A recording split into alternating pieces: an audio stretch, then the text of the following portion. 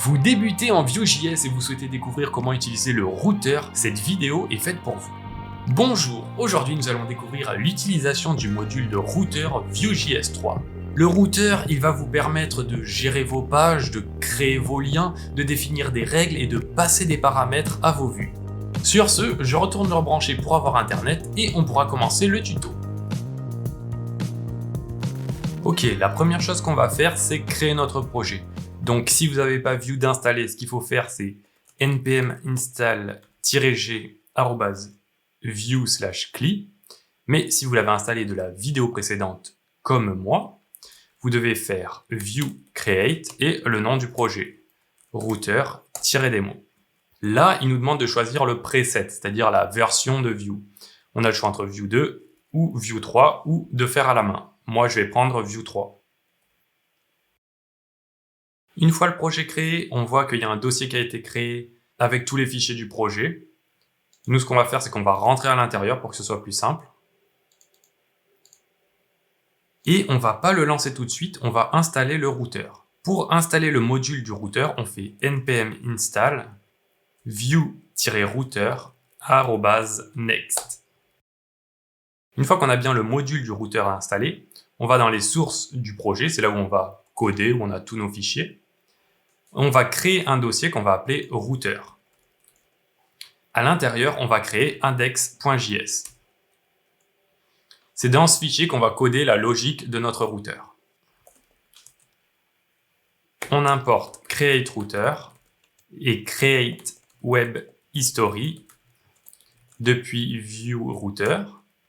On va également importer deux views qu'on va créer plus tard. Donc home depuis @/views/home.view. Et pareil, on va créer une view qu'on va appeler about, qu'on mettra dans views également. Je vous conseille de créer vos views dans un dossier view. D'ailleurs, on va le créer tout de suite. Views. Et on va faire des views toutes simples. Donc, home.view. Template. À l'intérieur, on va mettre un H1 pour dire que c'est l'accueil. On va créer la view about.view.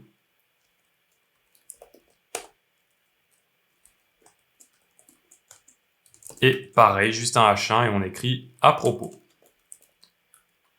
Notez que je ne mets même pas de script, c'est vraiment juste pour avoir une vue qui est chargée.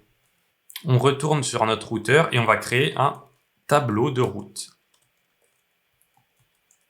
À l'intérieur, on va mettre notre première route qu'on va appeler home. Son path, ça va être /, donc c'est l'accueil, et on lui définit son composant, home. On fait pareil pour la page, pour la view about. Donc name about, path /about et component about. Bien, on a nos deux routes qui sont prêtes. Maintenant, on va créer le routeur. Donc, on déclare notre routeur et on appelle create router. Il prend comme paramètre un objet avec history, on passe create web history et on appelle cette fonction. Et pour les routes, on passe route directement. Maintenant, dans main.js, on va importer notre routeur. Donc, import router from ./router et create app.use et on branche notre routeur. Maintenant, on va déjà voir ce que donne notre app dans l'état actuel. Donc, npm run serve pour lancer la version de développement. Et on obtient bien le template de base, mais sans notre routeur de visible. Pour ça, on va aller dans app.view, on va enlever les éléments de base et on va créer une navigation. On va créer des router links. Ça va créer automatiquement les liens pour nous. On va juste mettre la destination. Donc tout / pour l'accueil. Et un deuxième sur /about pour à propos. Et pour charger la vue du routeur et pour l'afficher, on utilise une router view.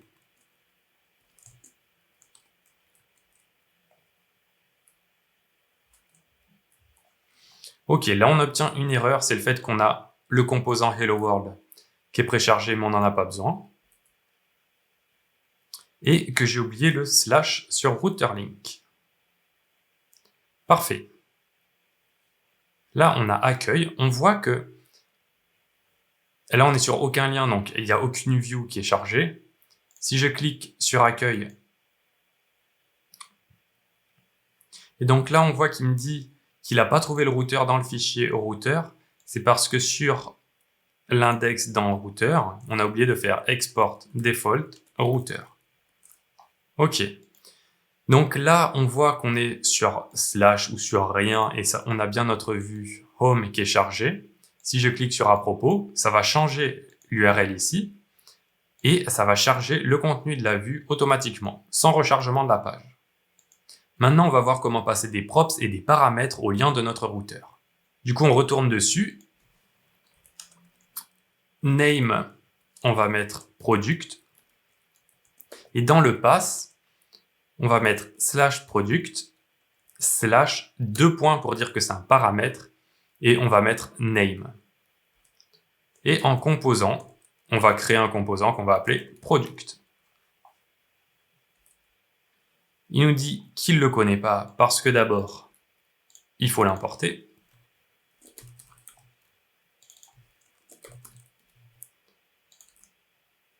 Et avant même de l'importer, il faut créer la view. Donc, product.view. Template h1. Et on écrit product. Mais nous, ce qu'on veut, c'est pouvoir lui passer un nom en paramètre. Donc déjà, on va créer un script où on va export défaut pour exporter notre view. On va l'appeler product. Et elle va prendre en props le name. Et le props, c'est ce qu'elle va récupérer comme paramètre du routeur. Et du coup, on va afficher dans un P le nom du produit. Donc avec double accolade et le nom de la variable. Maintenant, on retourne sur notre app et on va rajouter un lien vers produit 1. Et le lien, cette fois, on ne peut pas faire to slash about. Ce qu'on va vouloir faire, c'est lui passer un objet en paramètre. Donc cette fois, on fait 2.to égale et on passe notre objet. Donc name, on a dit que c'est product. Et les paramètres qu'on va lui passer, donc un objet de paramètre, là nous on l'a appelé name également, donc pour le nom du produit, et on va mettre skate. Maintenant, si on clique sur produit 1, on voit product. Et on voit qu'on n'a pas skate d'afficher, tout simplement parce que sur la route, j'ai oublié de mettre props true pour qu'il passe les paramètres. Là, en rechargeant, on voit bien qu'il y a skate qui apparaît.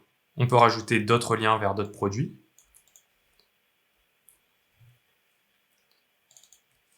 Trottinette, produit 2.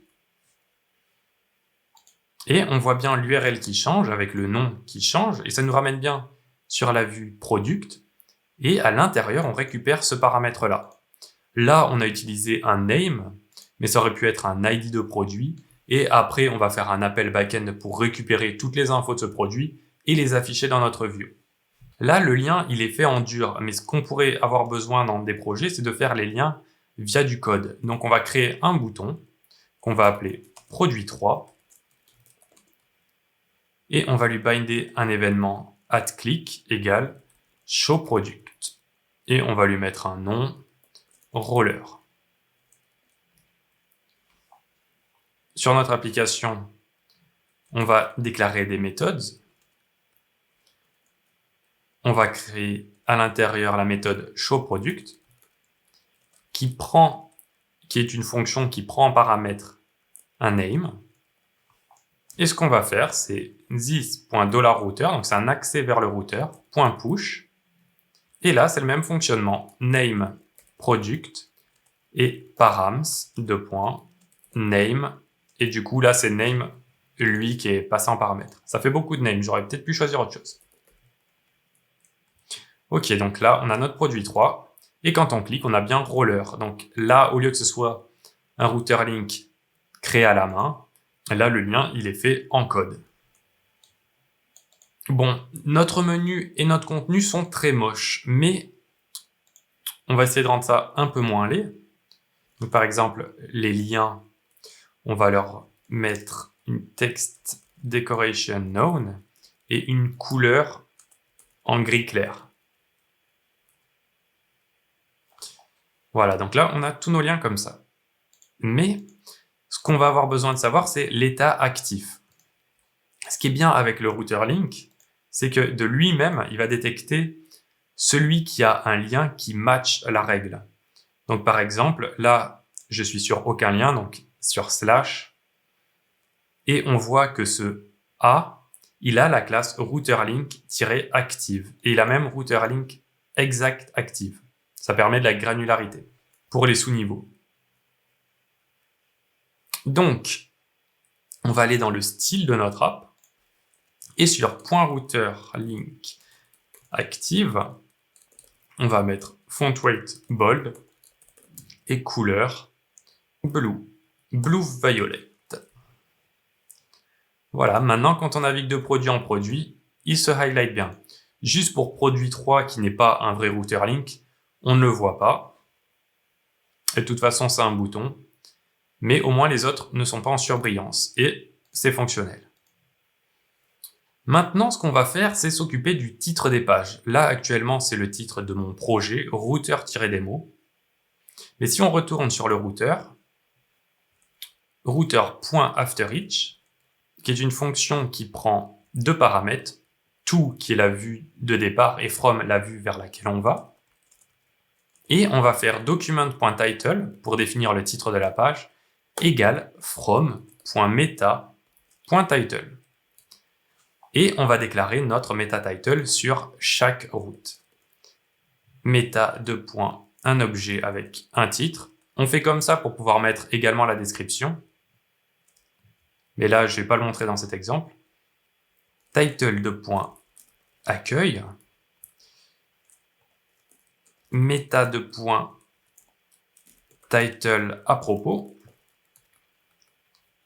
Et meta title produit.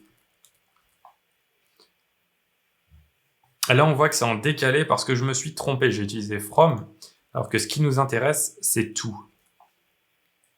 Et on a une erreur de compilation parce qu'on a la variable from et qu'on ne l'utilise pas. Alors, soit on l'enlève, mais je voulais vous montrer qu'elle existe, donc on va juste la loguer. On va loguer from et to. Donc, à la console, on voit qu'on vient de slash et on va vers slash. Et si je clique ailleurs, on vient de slash et on va vers about. Et le titre en haut, c'est bien à propos, produit ou accueil. Maintenant, voyons voir si on va sur une route qui n'existe pas. On obtient undefined et on n'a pas de page. Pour gérer ce cas-là, on peut créer une route que l'on va nommer notfound et le pass. Sur View 2, on pouvait utiliser étoile et ça prenait tous les autres chemins.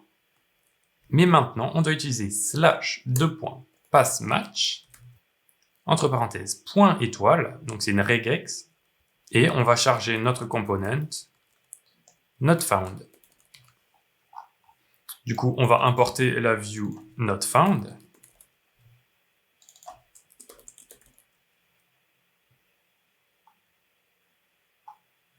On va aussi pas oublier de mettre la meta title 404 not found. Je sauvegarde, il va me dire que la vue n'existe pas, donc on va aller la créer. Notfound.view. Et on crée le template avec H1. Bonjour, vous êtes sûrement perdu. Et donc, tous les liens qui ne matchent pas vont nous emmener sur 404 not found, alors que les liens, eux, vont bien aller sur leur bonne view. Parfait, maintenant vous avez bien les bases du routeur de Vue.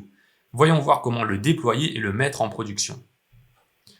On kill le serveur et on fait npm run build pour build le projet. Quand on build le projet, ça va nous générer un dossier dist qui est là où on va voir le projet compressé et fonctionnel. Maintenant, pour lancer un serveur pour le projet, on peut faire npm install-g serve. Et on va faire serve-s dist. Et on voit que ça nous run un serveur avec notre projet. Donc là, on est bien sur localhost et on a notre projet qui fonctionne. Mais imaginons qu'on n'ait pas envie d'utiliser un serveur et on veut juste stocker notre dossier et le lancer sans utiliser de serveur. C'est entièrement possible. Donc je vais dans dist et je lance index.html. Mais on voit que rien ne s'affiche, ça fonctionne pas et on a des erreurs à la console. Pour fixer ce problème, la première chose à faire, c'est de créer à la racine un fichier view.config.js. Donc ce qu'il faut qu'on fasse, c'est module.export égale public path et on met une chaîne vide. De base, on a slash et c'est ça qui fait que vous avez un problème d'accès au fichier. Donc on met vide et on rebuild le projet. Maintenant, on recharge et on voit que notre page s'affiche. Mais si on clique, ça nous emmène sur About et c'est dû au fait qu'on n'a pas de serveur. Donc on ne peut pas utiliser ce mode de routeur là sans utiliser de serveur. Mais une solution existe, c'est au lieu d'utiliser le mode history, qui est le fait d'utiliser des liens avec slash about, /produit, on peut utiliser le mode hash. Pour ça, tout simplement, ce qu'on a à faire, c'est create web hash history et utiliser à la création du routeur en mode history create web hash history. Et on va, une fois de plus, rebuild notre projet. Là, on a bien notre écran qui s'affiche. Et si on clique sur à propos, ça fonctionne. Mais observons ce qui se passe. À la place d'avoir des liens normaux, on a des liens avec le dièse qui est le mode hash, que vous pouvez obtenir en faisant window.location.h.